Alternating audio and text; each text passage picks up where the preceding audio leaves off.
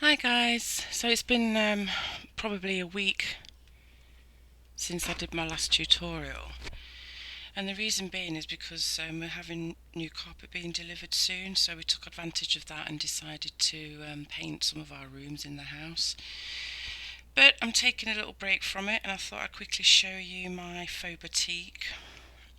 Now, Faux Batik is where they take fabric and draw a design on the fabric with wax, and then dye the fabric in different coloured inks or dyes, and then when that's dry they peel off the wax and you're left with the pattern underneath. So it is quite a simple technique, but what you're going to need is some white clay, and I've rolled this out onto number 3, and you're also going to need this drawing gum that I've been using in some of my other videos, and some alcohol inks of your choice. I'm just using blue and purple, two different blues and a purple, a cutter of some kind, blade, a thinnish paintbrush,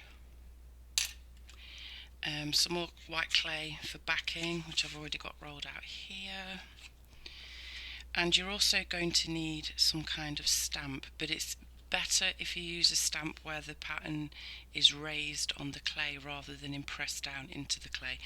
So the way I get around that is I've taken one of the stamps off this texture sheet, and this is just a Sculpey one, and I've cut it out and I've pressed it into the clay and then baked it. So when you press it back into the clay, it's going to leave raised areas rather than impressed areas. So that's one way of getting around that, and I did the same with this one. So first thing first, just going to give this a wipe so it's wet, so it releases easier. And press it into the clay.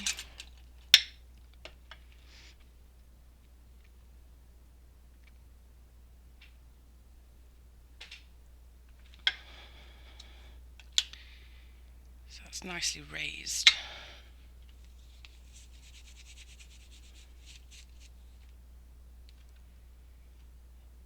Then let's try it over here.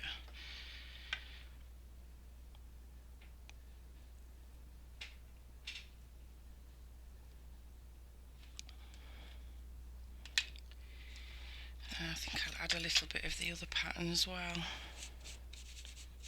Like I say, you can use any pattern you'd like. And then just give that another roll.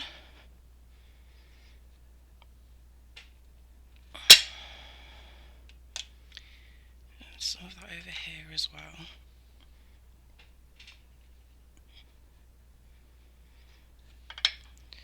So now you've got nicely impressed patterns on there that have got a raised edge to them.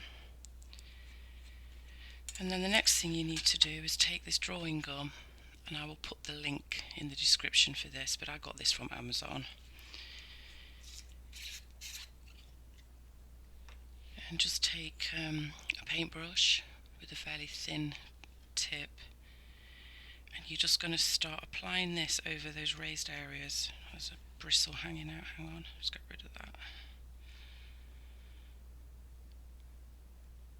I think I need to cut that off.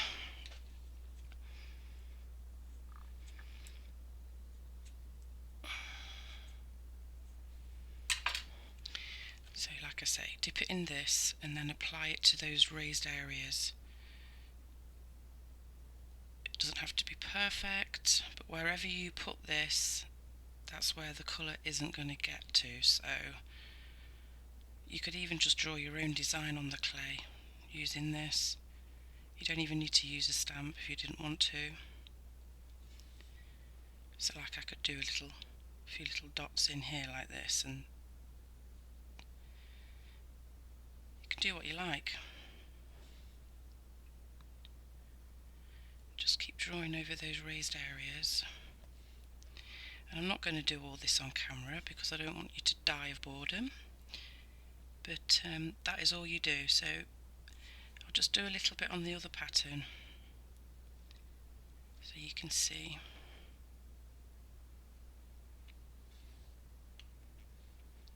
Oops, got a gloopy bit there. So just keep painting over those raised areas. You don't want to do it too thick, but it's got to be a decent coverage. Okay, so you just do the whole sheet with that, and I'll go off camera and do the rest, and when I've finished I'll be back. So I've finished putting that drawing gum all over the raised areas, and I've not been overly precise with it. Batik isn't particularly neat and tidy, if you know what I mean. So you leave that to dry for probably 10 minutes, but if you're impatient like me, just quickly go with the heat gun over it to dry it off quicker. And we are going to be using the heat gun later anyway, so.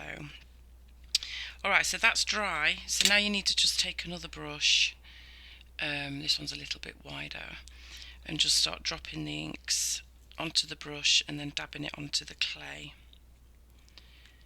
So I'm taking this Pinata Baja Blue to start with, and just putting a few drops on, and then just pouncing it over the clay, wherever you want it to go. There's no rhyme or reason, it's pretty random.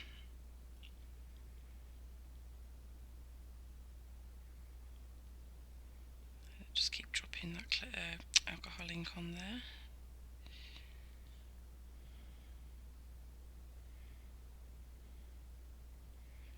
And you are going to cover the whole piece with ink, so a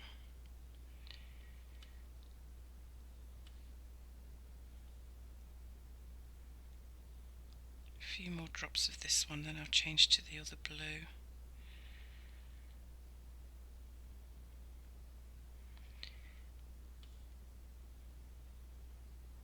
I forgot to mention as well in the beginning, you are going to need some baby wipes for this. I'm taking my other blue, this is just Sailboat Blue, Ranger, and do the same thing. I'm not worrying about cleaning my brush off at this point because they're both blues, and you can blend them together.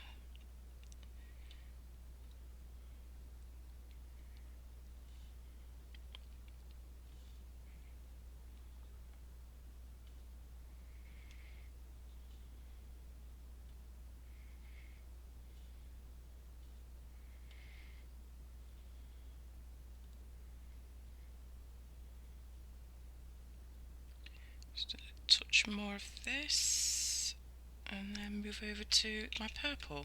You can use any colour you'd like to, you don't have to use these colours. I've tried it with reds and oranges and yellows, but I personally prefer the purple and blue. But it's entirely up to you which colours you use. Now I'm going on to Passion Purple, which is a Pinata ink, and just doing the same thing again. And it's okay if the colours mix.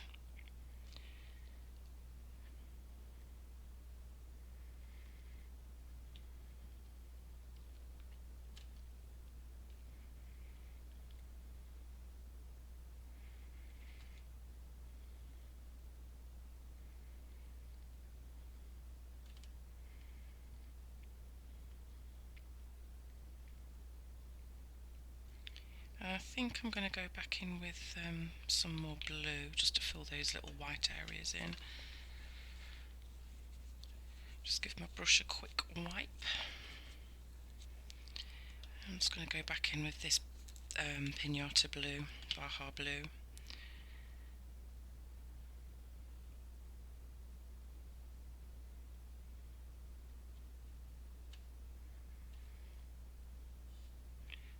Try and get a little bit of the purple over here, so just mixing it in a little bit.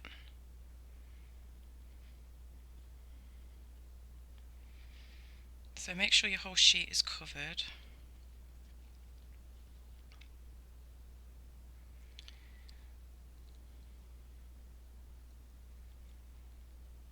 Okay. And this is where you're going to need your wet wipes, your baby wipes, because we're going to blot some of this ink away. So I'm just going to get my baby wipes, and just take a baby wipe and place it over the top. Just give it a quick pat.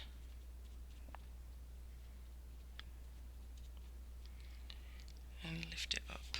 You're going to use a few.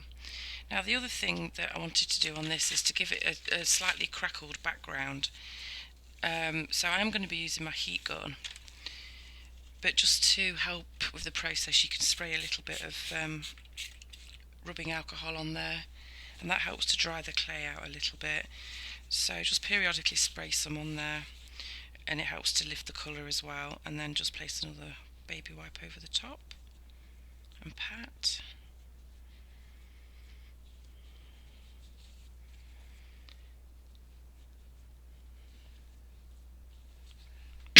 Excuse me. I'm just going to give this one more spray with the alcohol and another wipe.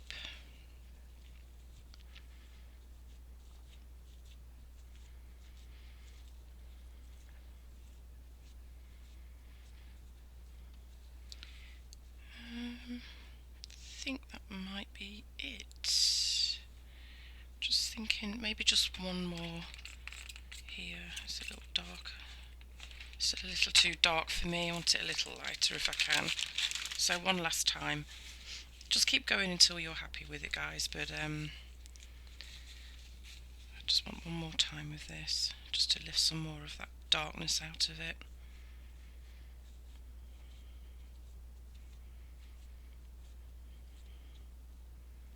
Okay, that's good. So you need to let this completely dry before you move on to the next stage. But because we're giving this a crackle, I'm just going to speed the heating process up with a heat gun. So I'm just going to go and do that off camera because it's really noisy. I'll be back. I've dried this off now, and this is what it looks like so far. So there's no crackles yet because we need to keep on going over it with a heat gun, but I've just dried the alcohol ink. So now I'm just going to place it over my backing clay. It's not all going to fit on there, but that's okay. Right, next thing, I've got to take off this drawing gum that we used, and it's just a case of rubbing it off with your finger just to reveal that pattern underneath. I added a few little dots here and there, and like I said earlier, you could just draw your own pattern on here. You don't even have to use a stamp.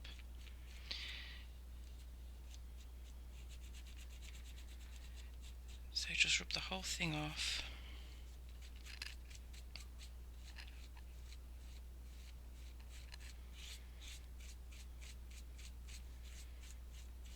Sticking on there good today.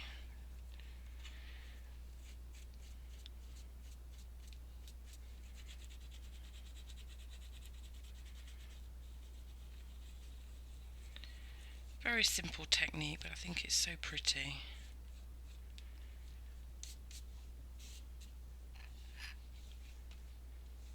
Oops.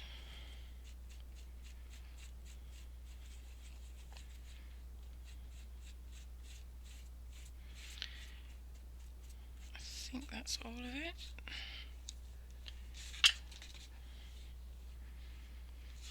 Let's move this out of the way.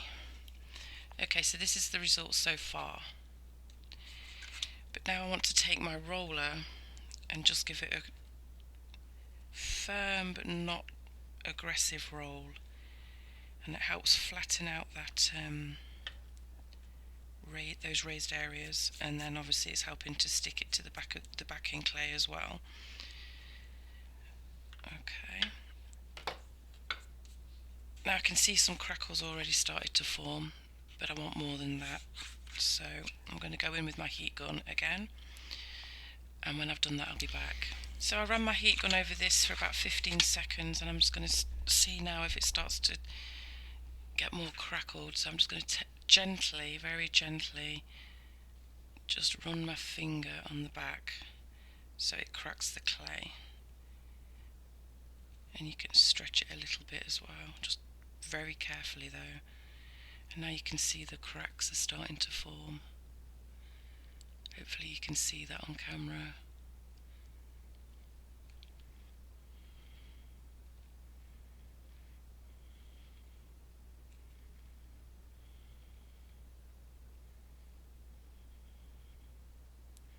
And you just keep doing that until you're satisfied. I'm just going to give it a little stretch.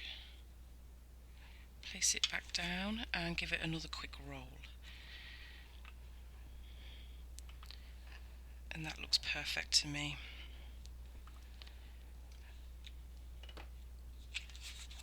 And that's what it looks like. So now it's just a case of cutting out your shapes. I'm just making sure there's no there's a few little bits of that drawing gum still on there. It's just a latex thing and it rubs off really easily. Just double checking there's no more of that anywhere.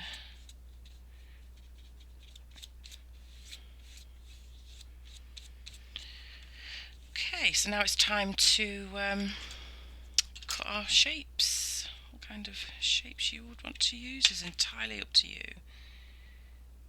But I'm going to try and incorporate this here. So I'm just going to cut there.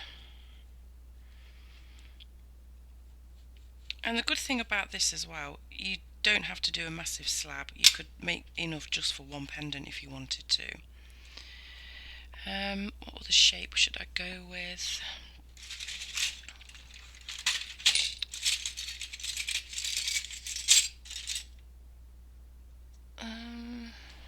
This one. No. I really need to buy some more cutters. I just don't have that many that I really like. And I'm always struggling to know which one to use.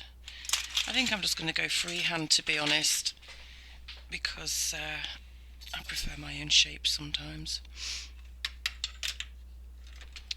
So I'm going to try and get some of this section in this time, and I'm just going to cut round.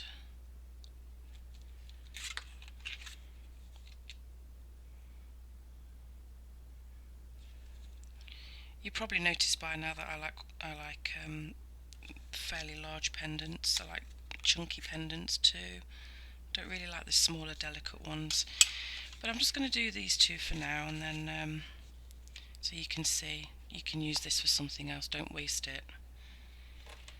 So I've got my two shapes. This one's a little rough, so I need to just tidy that up. That one can stay there. Just need to tidy this up a little bit.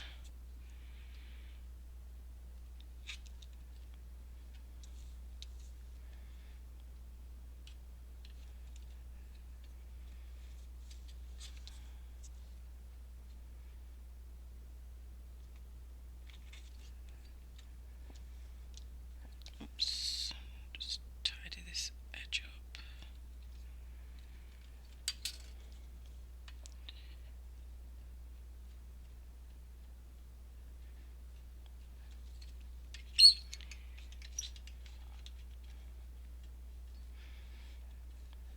Just take a little more off here, I think.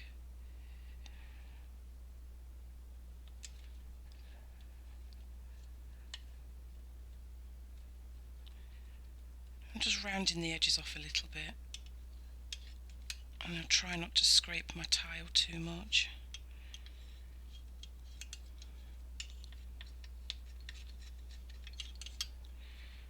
And that'll do. It's just a quick pendant. I think I want to add a larger hole in this because I want to add some thicker ribbon for the necklace part of it.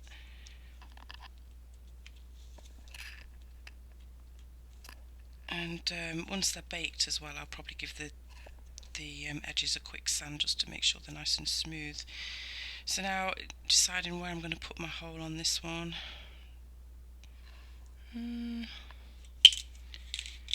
Just need to get a smaller cutter. This one. think probably there. Then I've still got these nice bits on there. Try and get it as centered as I can. And just cut that out.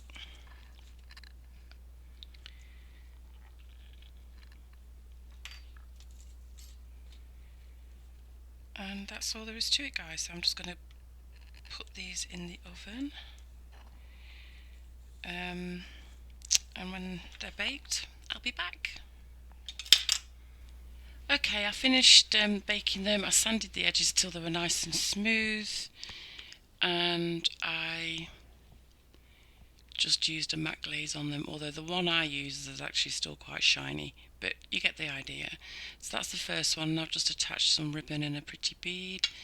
I'm probably not going to keep this ribbon, it's a bit thick and a bit scratchy, but just to show you what it would look like. So that's that one, and then I just added a pinch bow to this one. So that's a really simple technique, quite effective I think, and I think they make really pretty summer pendants. So I'll catch you later, guys. Thanks for watching, take care, bye.